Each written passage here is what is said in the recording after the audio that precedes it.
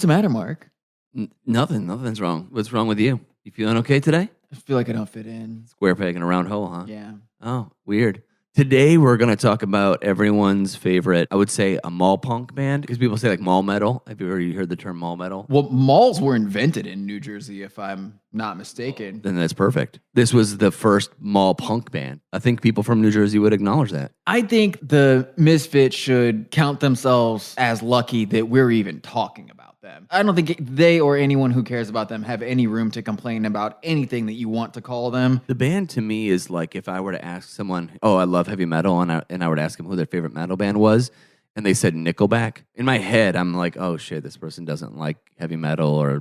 But if I ask them what their favorite punk band is, and they say Misfits, that's literally the equivalent of saying Nickelback is your favorite metal band. I think the Misfits are the most generic. Sex Pistols got to be the most generic. Maybe. I'm going to start asking, because I'm going to ask people what's their favorite punk band? And I almost guarantee you every person I know that says they like punk that's a total poser is going to say the Misfits. If someone asked me, just for no reason out of nowhere, if someone just asked me what my favorite punk band was, yeah, what would your answer be? I would turn around and walk away from them. I do not want to be having that conversation. Well, next time you get drunk, I'm going to ask you. I'm drunk right now. I am confused why you don't like this band, though, because I know how much you love all the ohs. It's my favorite thing, yeah. Yeah. I do love it. I think it's, I just love it when other people do it, not Glenn. His name alone pisses me off. What's wrong with Glenn? It just makes me think of a dork. I mean, shout out to all the Glens listening to this podcast. I'm pretty sure Danzig is a dork. Yeah, he's a huge dork. He's a goth dork. Yeah, he is. He's a guy that wears fishnets to fucking the grocery store on the weekends, dork. He takes this shit pretty seriously. He takes himself pretty seriously, and he's a pretty ridiculous person, I think. Like, I wouldn't be shocked if he wore, like, white makeup on the weekends just to make himself seem more pale than he really is. This is really bad music. Even by punk standards, right? Yeah. I mean, punk, we've talked about it before. At some point along the lines, it seems that the word punk just sort of came to mean bad. If something is bad, you just call it punk, and people buy it anyway. The Misfits are like that band that just can't play their instruments. Like, I don't want to be like a gatekeeper to punk rock and say this is punk and this is not punk. I'll do it. But not all punk is just some dudes who can't play their guitars and barely put together a fucking song. Again, can I get an example here? No. No, there are no fucking examples. Okay, so I do try to listen to a lot of music for most of the episodes that we do, just put an album on while I'm doing whatever else I'm doing. But man, I could not hang with the Misfits. It's the monotony of it is just relentless. You're just getting pummeled in the face with the same ass shit over and over and over again. It's a band that if I didn't tell you it was the Misfits and I just gave it to someone to listen to and said, listen to this, do you like it? I guarantee you no one is going to say yes. Not one single person is going to go, I really like this. This is really good. What is this? It's so bad that it honestly doesn't even feel necessary to dissect what sucks about the music. It clearly just sucks. Anyone who wants to argue that this is good music, what? I had a friend who told me recently when we were discussing them getting back together and going on tour, he said, and I quote, it's just bad music. It's just bad. He was kind of trying to be nice and political about it. He didn't want to trash it. And I was like, no, it is bad. He felt guilty about it, and I didn't. I was like reassuring him, like, no, it's okay for you to say it's fucking bad. I've heard the Misfits a lot. I think everybody's heard the Misfits a lot. I don't know how you could not have heard them many times in your life. 80s Danzig or 90s Danzig? Misfits? Yeah. I'm sorry. Yeah, Misfits, sorry.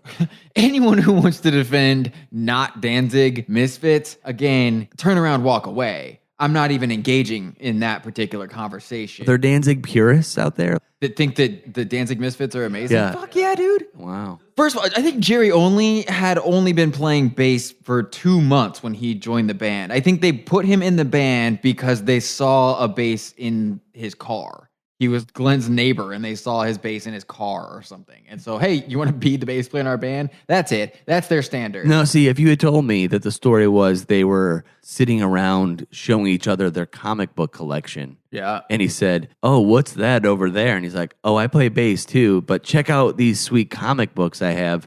I would say that's more believable. There is some video of them performing in the early 80s before Danzig quit the band and everything.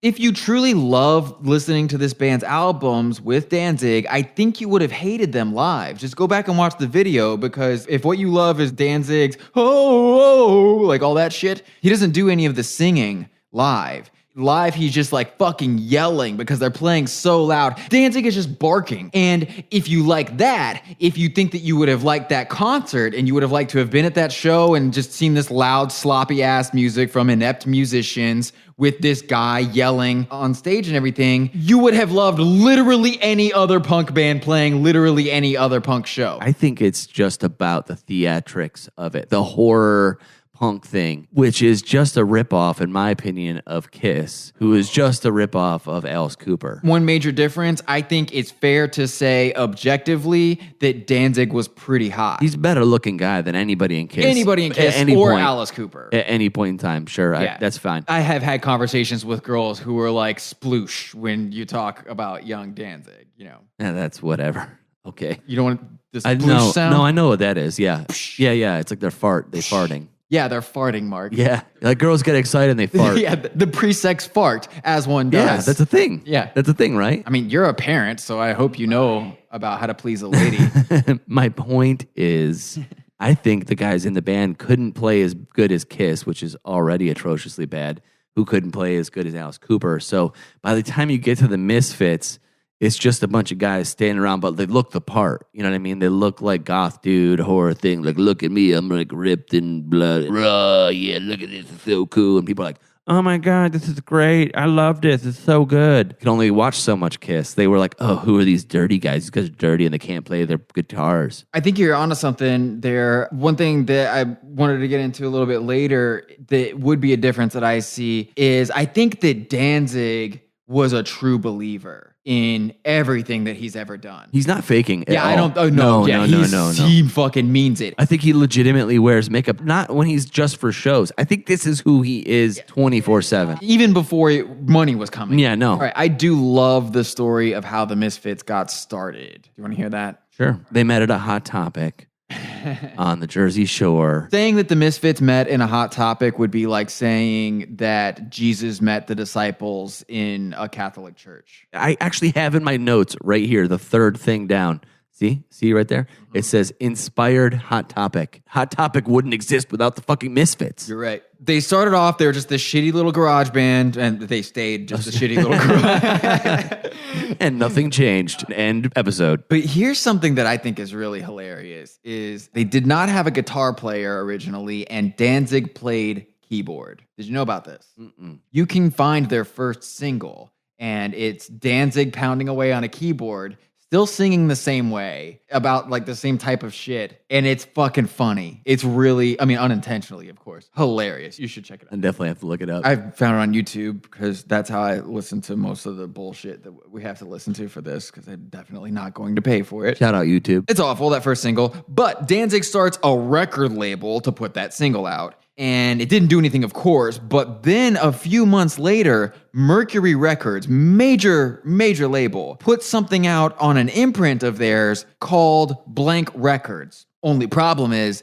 that's the name of the label that Danzig started to put this single out, and he owns the trademark. So rather than get all weird in a lawsuit and do all this crazy shit, Mercury is like, oh, you're in a band and you want to be in the music business. How about we give you 30 hours of recording time in a real studio in exchange for that name of that label? And they take it. They want to get as much out of that as they can, you know? So they get in the studio and just run through as many songs as they can. They're doing super short songs, basically just recording them live. You know, they're not spending any time getting a good guitar sound or a good drum sound or any shit like that. They're just like, get in there, set it up, play the fucking song, record everything at once, next song. This is, to be clear, the only way you end up with Glenn Danzig in a professional recording studio in 1978 screaming about Jackie Onassis sucking JFK's dead dick. That's the only way that happens.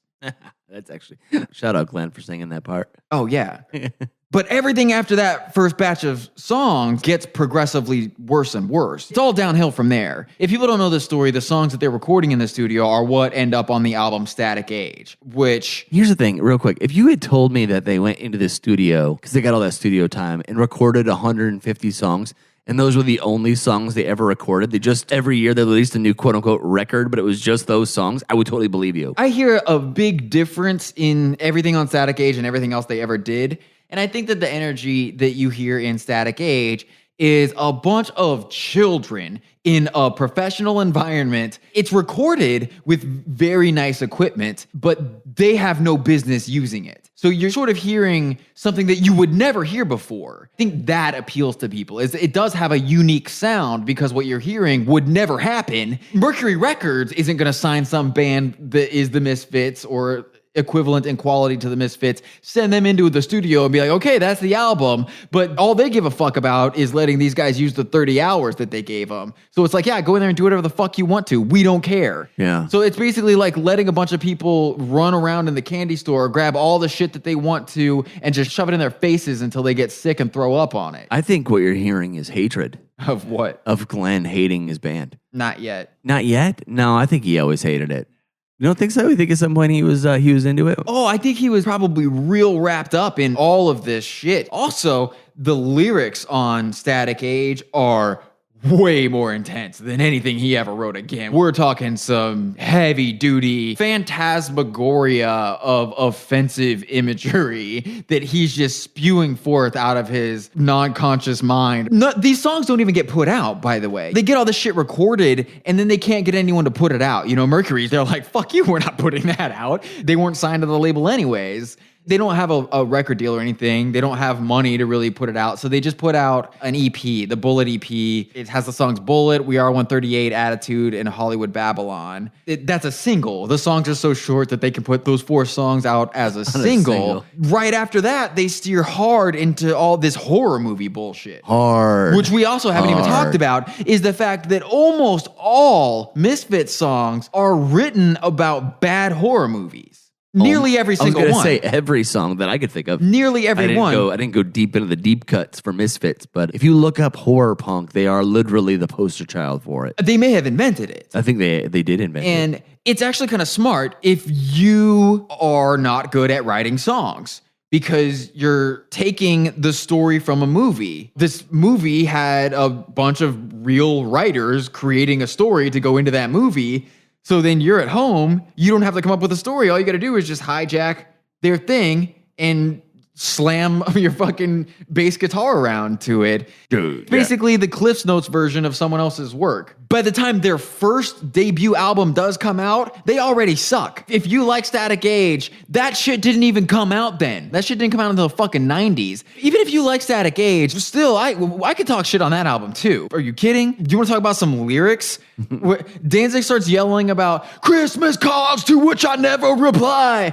Dude, are you also not going to clean your room when you get home? Dude, I'm telling you, if you were to apply these lyrics to a band that is universally hated, if you were to say to somebody, I'm just going to stick with Nickelback because I've mentioned them 6 times this podcast. If you were to tell someone these are some Nickelback lyrics, they would dump all over it. They it. would shit on it up and fucking down. They would not shut up about how stupid those lyrics are. But because fucking Danzig says it, people are like, I mean, yeah, that's cool, dude. Like, oh no, Glenn, whatever you do, you better not reply to those Christmas cards or you'll really be in trouble, you little bastard. God damn it, Glenn. I told you to respond to those Christmas cards. Also, do you think he really killed someone's baby today?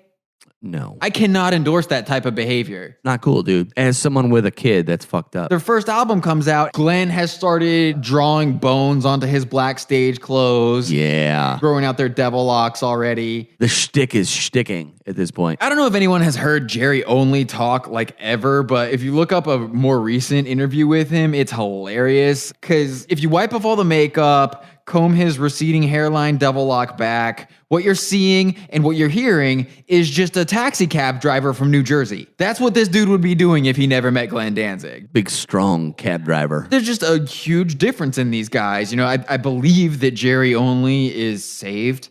Conversely, Danzig straight up believes that werewolves exist. I'm not joking. He's not joking. And I don't think he was ever joking about any of this. I don't think he's joking ever. No, I don't know if he has a sense of humor. I don't think he does. I don't think he's ever fucking smiled. Does he ever smile? Is there a picture of him smiling? Not one that hasn't been doctored. He probably got Botox in his face so he can't smile. Oh, Jesus. That's how hardcore I think Danzig is. The Misfits are the polar opposite of the Smiths, if you think about it, because the Smiths are all like smart-assy, everything's a joke.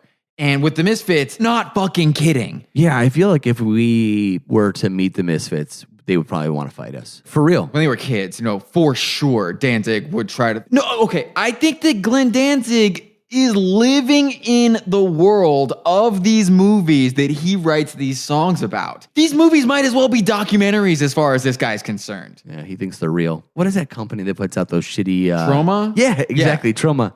I feel like he watches all the Trauma movies and it's like a documentary. I think this is the kid who had detention every single day after school. The kid who was always drawing bats with bloody fangs and decapitated heads on his school books and getting in trouble. The kid who always had a butterfly knife on him, and he couldn't wait to show it to you. It's quite possible that being the singer of the Misfits is the only reason this guy isn't a serial killer. That's a fair point. I do wonder, what would Glenn... So Jerry would be a cab driver. What the fuck would Glenn Danzig be doing right now if he wasn't in the Misfits? That's what I want to know. He would be a store manager at Hot Topic, secretly killing people and burying their bodies in his backyard. Oh, he'd be the Burbs. You know the Burbs? Yeah. You remember the Burbs? He would be their fucking family. That's what he would be doing. I think that's him. That's that is basically. For all we know, that could that's be what him he's doing now. now. Yeah. I think that's actually fair. He might be doing that right this second. Possible. All right, so Jerry Only and Danzig coming at this from two different angles. At best, Jerry Only thinks it's all a joke and funny. The more cynical take is, dollar bill, y'all. Gotta get money. I mean, who gives a fuck? The band breaks up. A bunch of dumb shit happens. Everyone knows the band breaks up. And lawsuit stuff, we find it generally too boring to get into. Basically what happened is Danzig breaks up the band to go do Sam Hain, which morphs into just being Danzig. So people liked Danzig, because they liked that. They found his earlier band and they liked that too. Metallica covered the Misfits. Someone else did too. I can't remember who else covered. Oh, Guns N' Roses did Attitude. Yeah, Guns N' Roses did Attitude. Metallica did Last Caress. Yeah, and which was huge. Yeah, and probably brought the Misfits into absolutely, a relevance that did not exist outside of. I think Glenn has acknowledged that. But Glenn keeps putting out Misfit stuff. He's releasing old recordings that hadn't come out yet. But what he'd do is he would go in the studio and record himself playing guitar over whoever did the guitar part, himself playing bass over Jerry's bass line, so he doesn't have to pay these other people when this music comes out. And so Jerry sues him. He's saying that he and Doyle wrote 25, maybe 30% of all this music. Danzig's like, nah, I wrote all that shit myself and you know it. So Jerry's like, okay, fine. At least let us go back out on tour. At least let us take the band on tour. Let us use the name and let us use the logo and everything. The logo is all that fucking matters. We all know what happens here because in my own personal life, I can't remember a time when the Misfits logo was not ever present. I don't know if you can. No, I can't. At all. Apparently the reason why it is everywhere is just because of this lawsuit. We could do an entire episode just simply on the merchandise. So Jerry, after he gets the rights from the lawsuit, they invite Danzig, hey, do you want to go back on tour with us since we're going to do it? He's like, are you fucking high right now? No, we're not doing that. So they go out and this is where the Michael Graves dude comes in. And in the interim, when everyone was doing all their separate things, Jerry and Doyle had started this Christian metal band called Christ the Conqueror, like K-R-Y-S-T, Christ the Conqueror. So then they make that Misfits album, quote unquote, Misfits album, American Psycho, Michael Graves singing on it. And it sounds exactly like Christ the Conqueror. It sounds nothing like what people have thought of as the Misfits for so long. And everyone's all pissed about that, rightfully so. Sure, so bad. They clearly aren't even trying for anything other than the cash grab. What else could it possibly be? I remember reading an interview a long time ago where they're going on tour to sell t-shirts. That's what they're doing. Exactly. Jerry was talking about how the first thing they do when a new member joins the band is get them into the gym and get them ripped. Yeah. Because that matters way more than any other aspect of it. It's just theater. Everything about it comes down to a t-shirt and theater. Here's where it really gets into Kiss territory. Yes. Big time. Yeah. Literally just the logo. That is it. And it's that on everything. And I really do, that at least 9 out of 10 people that I see wearing a Misfits shirts cannot name one Misfits song. And if they can't name two. I would bet $100. We could take a video camera around one day and we will ask people, because you see them everywhere, to name three. We'll say name two Misfits songs. It's the Nike swoosh of people who wear black. Yes, it is. It's so just. If people don't know, if people think we're exaggerating by calling them the Kiss of punk or whatever, you've got to know for one thing. But here are just some of the products that the Misfits have done. Misfits bobblehead dolls, some weird boots that look like Uggs. Not joking, for real, just look this shit up. Misfits incense holders. How? What? Why? Misfits shower curtain. Do you need a Misfits shower curtain? Nothing says punk rock like this sweet fucking shower curtain. Bucket hats and flip-flops. I had to look up what a bucket hat was called because I forgot, because I thought we all agreed as a species to stop wearing them. But it turns out that Misfits are stamping the skull on there and shipping it. Think about that. Oh my God, they're on those hats. What kind of horrible person? You know, for when you want to go to the beach and let everyone know that you're still punk. Yeah, you shouldn't even be in the sun, dude. If you're a Misfits fan, you should never even have a chance to wear it because you're supposed to be allergic to the sun. They're reuniting or whatever the fuck. Yeah, they're going back on tour. Yeah, they did those shows in L.A. and they did well, of course, because it's the Misfits. And now they're going to go on the road. I'm going to go out on a limb here and say Danzig should have just stayed in that world forever. Of what? Sam Hain and Danzig. Why come back to the Misfits? Well, besides money. I wonder if it is even good by Misfits standards. I don't know. It probably is, because Misfits standards in my mind are so low that anything is going to be okay. I can't fathom going through it. I'm sure it's atrocious, but I've heard that on top of how bad they are at performing Jerry's version of the Misfits. I don't know if any of this changes when Danzig gets back into the picture. I don't know if he brings people in or he's got higher standards for shit or whatever, but Jerry's version of the Misfits, I've heard, has one of the worst sound techs in the business. The front of house guy, I've heard that the front of house sound is just abysmal every fucking one of their shows. Shout out to that guy. Yeah, I'm sorry, guy. Sorry, dude. People don't care. They want to see the Misfits. The Misfits can be summed up by one song, a t-shirt, and that's it. Which song? Last Caress. Okay. Here's some lyrics from a different song that I think we might need to just really absorb, think about for a little bit. Let's take it in. Let's take it in. Really put your thinking cap on here. Deep breath. I ain't no goddamn son of a bitch. You better think about it, baby. I ain't no goddamn son of a bitch. You better think about it, baby. Okay, let that sink in for 1 second. How does it make you feel? Like this is fucking stupid? Because it is? Yeah, that's what makes me feel too. It's exactly what it makes me feel.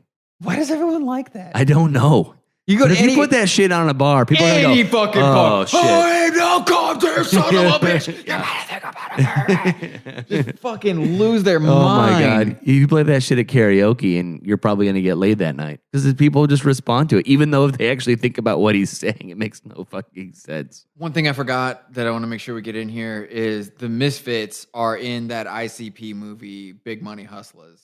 Yeah, I mean, that's a great way to end the podcast. It's like the ultimate way to end the podcast. I should say, I haven't seen the movie. Maybe it's good. I have nothing to say to that.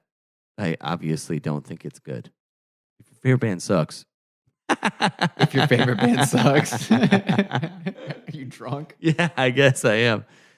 If your favorite band is a t-shirt and that t-shirt says the Misfits, your favorite band sucks.